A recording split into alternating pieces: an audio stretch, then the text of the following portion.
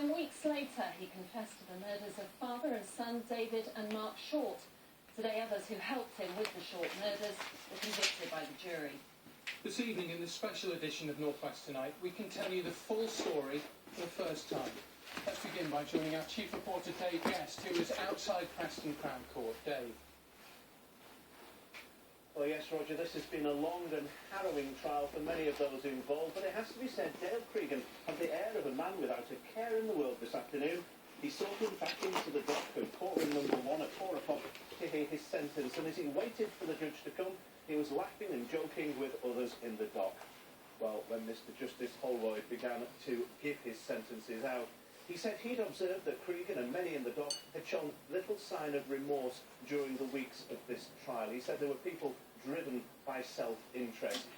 He said a conviction for murder inevitably attracted a life sentence, but life meant life only in exceptional circumstances. Now, others in the dock today who were convicted of the murders... You're flipping at it all. ...given life sentences and told they'd serve minimum terms... You little dustbin. 33 and 35 years. But the judge said Cregan was one of those exceptional circumstances.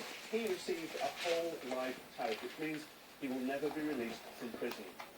Dale Cregan has just turned 30. Oh, he has that a your long head. history of violence and offences going back into his teens. He lost his eye during a barroom brawl in Thailand. This time last year, few outside his circle heard the name of Dale Cregan, but it was a name that was to become infamous across the land.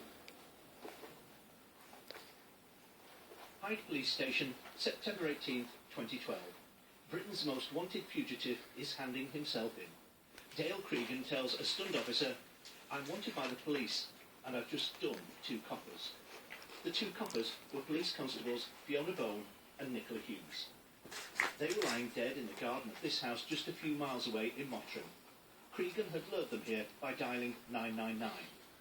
Police emergency. Someone just threw a big concrete slab through me back window and ran off. Cregan called himself Adam.